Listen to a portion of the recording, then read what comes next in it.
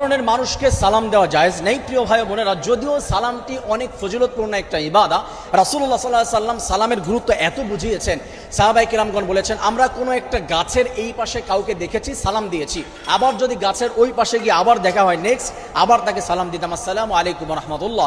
এই পৃথিবীর প্রথম মানুষ আদম আলাইহিস সালাতু ওয়াস সালাম, উনিও পৃথিবীতে আল্লাহ রাব্বুল আলামিন তাকে যখন প্রথম রূহ ফুঁকে দিলেন, তাকে যখন আল্লাহ তাআলা প্রথমে জীবিত করলেন, প্রথমে সালাম দিয়েছিল ফেরেশতাদেরকে। তাই সালাম অনেক গুরুত্বপূর্ণ, কিন্তু 4 ধরনের মানুষকে সালাম দেওয়া জায়েজ নেই, এটা আপনি গুনাহগার হয়ে যাবেন।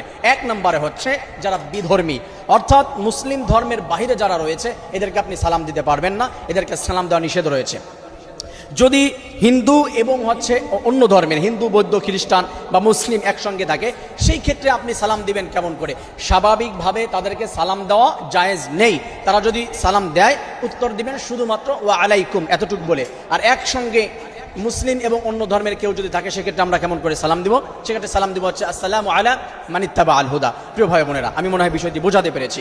নেক্সট, যাদেরকে সালাম দেওয়া যাবে না, তারা হচ্ছে যদি কোনো ব্যক্তি পেশাব পায়খানারত অবস্থায় থাকে, কোনো একটা ব্যক্তি ল্যাট্রিনের মধ্যে আছে, কোনো একটা ব্যক্তি পেশাব করছে, এই অবস্থায় তার প্রাকৃতিক যে হাজত এটা পূরণ করছে, এই সময় তাকে সালাম দেওয়া যাবে না।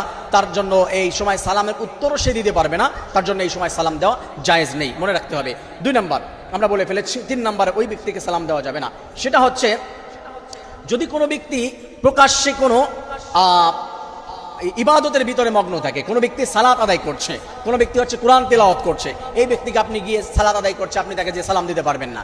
এই ক্ষেত্রে আপনার সালাম যদি দিতেও হয়, তাকে যদি কোনো দিক দিয়ে আপনার সম্মান জানাতে হয় বা সালাম দিয়ে আপনি সব আর্ন করতে চাচ্ছেন, সেক্ষেত্রে আপনার যেটা করতে হবে, নামাজের পরে বা কোরআন তেলাওয়াত বা যে কোনো ইবাদতের মধ্যে আছে, ইবাদত শেষ করার পরে আপনি তাকে সালাম দিবেন। এই বিষয়টি মনে রাখতে হবে আমার প্রিয় ভাই বোনেরা। এরপরে আমাদের মনে রাখতে 4 নম্বরে যে ব্যক্তিকে সালাম দেওয়া যাবে না, সেটি হচ্ছে যদি কোনো ব্যক্তি পুরাপুরি কোনো একটা হারাম কাজের ভিতরে লিপ্ত রয়েছে। মনে করেন কোনো ব্যক্তি জিনার কাজের ভিতরে লিপ্ত রয়েছে, এই সময় আপনি তাকে গিয়ে সালাম দিতে পারবেন না। কোনো ব্যক্তি মদ খাচ্ছে, আপনি সেই সময় জিনা যখন করে কোনো মানুষ যখন মদ খায়, সেক্ষেত্রে হাদিসের ভিতরে এসেছে তার ইমানটা তার শরীর থেকে, দেহ থেকে, অন্তর থেকে, কল্প থেকে আলাদা হয়ে মাথার উপরে চলে যায়।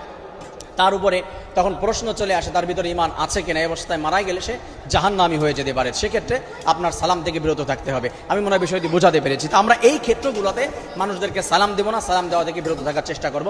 আল্লাহ রাব্বুল আলামিন সালাম নামক যেই ইবাদত রয়েছে, রাসূল কারীম সাল্লাল্লাহু আলাইহি ওয়াসাল্লাম কি জানিয়ে দিয়েছেন?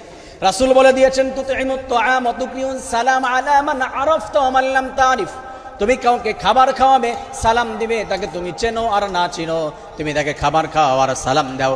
কিন্তু এই 4টি পর্যায়ে যদি কেউ থাকে, তাকে সালাম দেওয়া যাবে না। আল্লাহ তাআলা বেশি বেশি সালামের ইবাদতটি আমাদের করে রাসূলুল্লাহ সাল্লাল্লাহু আলাইহি ওয়াসাল্লামের খাঁটি উম্মত হওয়ার তৌফিক দান করুন, আমিন।